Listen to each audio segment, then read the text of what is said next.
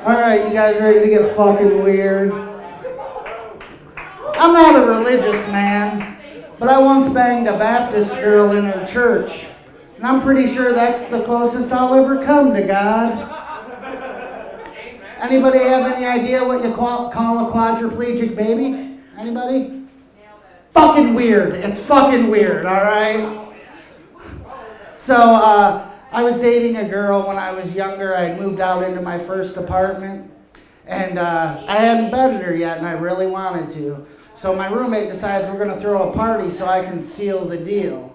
We go on a late night Walmart run, and he goes, "So when you're having sex, what song do you think about to keep the rhythm?" It's like the national anthem. What else, you fucking commie? So we have the party. I get the girl back into my bedroom. I'm in there. I'm happy. All of a sudden, from outside my door, I hear a soft choir start. "Oh, say, can you see?" And I had two options. I could have either got embarrassed and jumped off, or do what a real American does and go, "By the dawn's early light," and keep fucking. I haven't used my dick in so long that the government's declared it an underutilized resource. So if anyone's thinking about fucking me later, you can get a $200 tax rebate now. Yeah, since I haven't had sex in so long, my friend said, "Oh, you need to try Tinder." I was like, "Oh, well, thanks. I thought I needed a late life change to cock, and I was completely unaware of the fucking internet. I still have a little room left to hate myself." One of my buddies recently got a new coworker. He described him as super gay. I was like, "That's awesome." He goes, "What do you mean?" I was like, "I'd totally suck a dick for the ability to fly. Are you fucking kidding me?"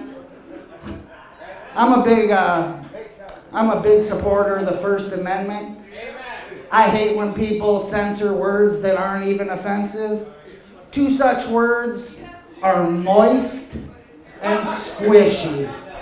How you gonna be mad at two words that can describe both pussy and cake? Or ideally, a pussy cake. Because we can all see pussy, we can all see cake. How often do you get to see a pussy cake? 5, 6 times a year, if you're lucky? Well, I'm on the topic of pussy. I love to eat pussy. Especially when it's beer battered. That joke's fun because it can be about domestic violence or cannibalism.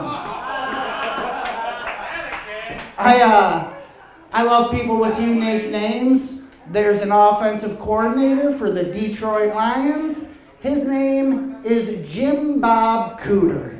Now, Jim Bob Cooter could have only been one of two things. Either he's a football coach, or he's a venereal disease that Southern belles were warned about in the 1800s. Like, "Now, ladies, be careful of your unmentionables around the po' boys. You don't want to catch the Jim Bob Cooter like poor Abigail did last year." Any professional wrestling fans in the house tonight? So there's this guy named Enzo Amore, right? He comes out every week, he does the same shtick. He says, "My name is Enzo Amore, and I'm a certified G and a bona fide stud, and you can't teach that." And I'm like, how the fuck did this dude get certified then? I'm a big fan of porn, all shapes and varieties. And I'll admit it, every now and again, I get a hankering for the kiddie variety. Because there's nothing more glorious than blasting a load onto the wonderfully edited pages of Cat Fancy magazine, am I right? I have a shirt that says, "Jesus loves porn stars." And the guy came up to me recently and said, "So, who's Jesus' favorite porn star?" And without batting an eye, I was like, "Pete North." He goes, "Oh, I thought Jesus' favorite porn star would be a woman."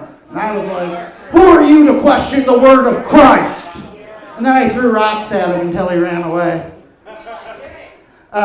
Bill Cosby's accused of raping 63 women.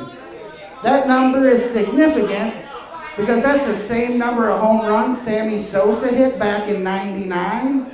Now, Cosby used to be considered like a Ruthian legend of comedy, and now he's just the Sammy Sosa of rape. That just goes to show you, kids, using performance-enhancing drugs will tarnish your legacy every time. I had a drunk woman come up to me after I got off stage, and she goes, "You know what? A margarita's better than a man because a margarita hits the spot every time." And I was like, well, by that fucked up logic, a vacuum's better than a woman because it'll suck your dick and clean the floor and not say a fucking word about it. My nephew got in trouble. He got sent up to stay with me.